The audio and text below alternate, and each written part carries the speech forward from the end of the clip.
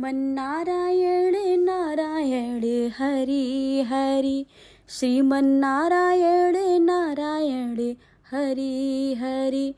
तेरी लीला सबसे न्यारी न्यारी, हरि हरि। तेरी लीला सबसे न्यारी न्यारी, हरि हरि। श्रीमन्नारायण नारायण हरि हरि। ओम नमो भगवते वासुदेवाय नमः। जय श्री राधे कृष्णा। आप सभी को पुत्रदा एकादशी की बहुत बहुत शुभकामनाएं। सभी एकादशियों की तरह श्रावण पुत्रदा एकादशी भी भगवान विष्णु को समर्पित है और इस एकादशी का व्रत पति पत्नी दोनों मिलकर पुत्र प्राप्ति के लिए रखते हैं। यह दिन विशेष रूप से वैष्णवों के लिए शुभ होता है जो भगवान विष्णु के अनुयायी हैं। ये पहले जान लेते हैं कि पुत्रदा एकादशी का शुभ मुहूर्त क्या है। एकादशी की तिथि आरंभ 15 अगस्त को सुबह 10:27 से 16 अगस्त सुबह 9:40 तक है। उदया तिथि के अनुसार एकादशी का व्रत 16 अगस्त को रखा जाएगा तथा पारण 17 अगस्त को किया जाएगा। पारण का समय 17 अगस्त 6:08 से 8:06 तक है। अब आप सभी सुनेंगे पुत्रदा एकादशी की व्रत कथा। तो प्रेम से बोलिए विष्णु भगवान की जय, माता लक्ष्मी की जय। प्राचीन काल में धर्मात्मा राजा धर्मराज युधिष्ठिर ने कहा, हे प्रभु, अब मैं आपसे प्रार्थना करता हूँ कि आप मुझे श्रावण मास के शुक्ल पक्ष में पड़ने वाली एकादशी की कथा सुनाइए। कृपया उसका नाम तथा उससे संबंधित अनुष्ठान स्पष्ट करें। महाप्रतापी भगवान मधुसूदन ने कहा कि हे राजन, अब मैं शांत होकर आपसे श्रावण मास के शुक्ल पक्ष की एकादशी कथा कहता हूँ।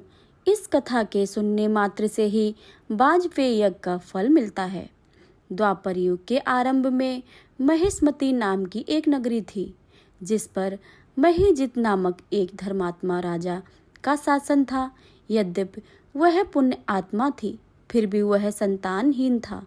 वह सदैव चिंतन में रहता था क्योंकि वह मानता था कि उसका शासन दुखों से भरा हुआ है, क्योंकि बिना संतान वाला व्यक्ति इस लोक में या परलोक में सुख नहीं पा सकता है।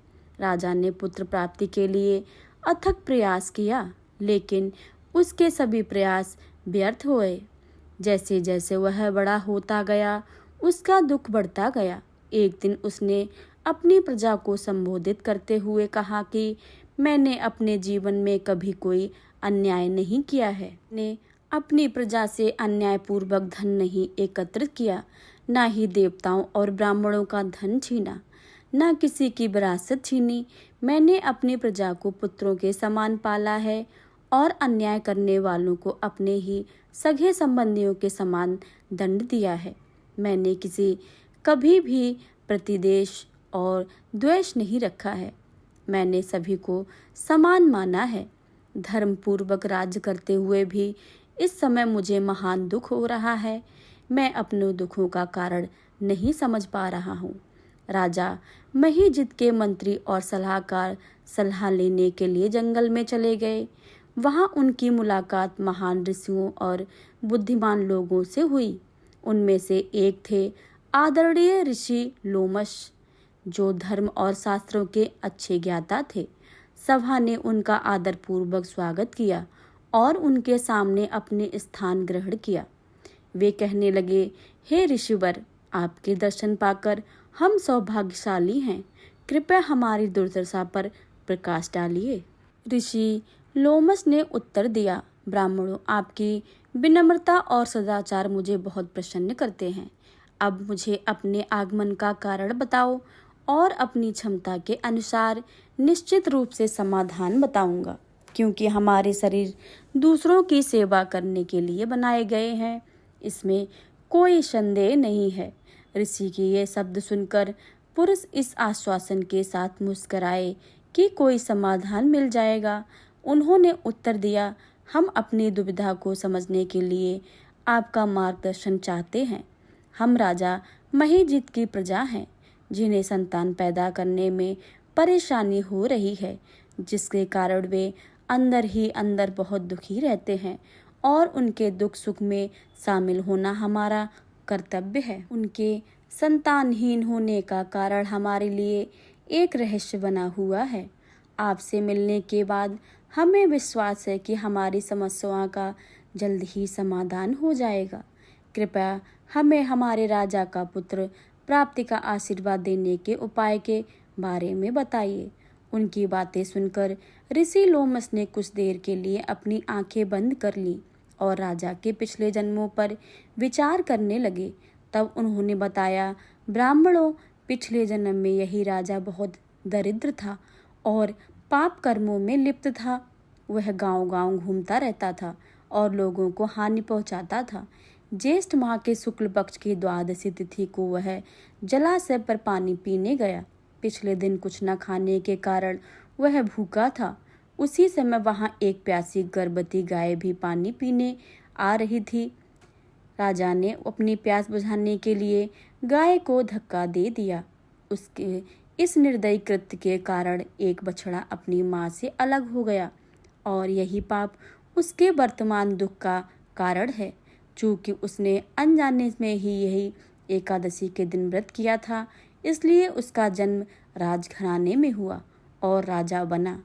श्रावण मास के शुक्ल पक्ष की एकादशी का व्रत उसके पिछले जन्मों के पापों से मुक्ति दिलाने का उपाय होगा। यदि तुम सब लोग यह व्रत करोगे, रात्रि जागरण करोगे, द्वादशी के दिन व्रत का पुण्य राजा को दोगे, तो उसे पुत्र प्राप्ति का आशीर्वाद मिलेगा। लोमस ऋषि के वचनों से प्रेरित होकर मंत्रियों और समस्त प्रजा ने उनकी आज्ञा का पालन किया और व्रत का फल राजा महिजीत को प्रदान किया। फलस्वरूप रानी गर्भवती हुई और 9 महीने के बाद उसके एक तेजस्वी गुणवान पुत्र को जन्म दिया। श्री कृष्ण ने निष्कर्ष दिया कि हे राजन, इस प्रकार यह एकादशी पुत्रदा एकादशी के नाम से प्रसिद्ध हुई। जो लोग बहुमूल्य रत्न जैसे पुत्र की इच्छा रखते हैं, उन्हें इस एकादशी का व्रत पूरे विधि विधान से करना चाहिए। इसके व्रत में इस लोक में सुख और परलोक में स्वर्ग की प्राप्ति होती है। प्रेम से बोलिए विष्णु भगवान की जय, कृष्ण भगवान की जय, लक्ष्मी माता की जय, भोलेनाथ की जय। यह थी पुत्रदा एकादशी की व्रत कथा। अगर आपको यह कथा अच्छी लगी हो तो वीडियो को लाइक करें, शेयर करें, कमेंट बॉक्स में विष्णु भगवान की जय लिखना बिल्कुल भी मत भूलिएगा। चैनल पर नए आए हैं तो चैनल को सब्सक्राइब करके बेल आइकन को ज़रूर दबा लें, ताकि आने वाली सभी वीडियो की जानकारी सबसे पहले आपके पास पहुँचे। मिलते हैं अगली वीडियो में, तब तक के लिए जय श्री राधे कृष्णा।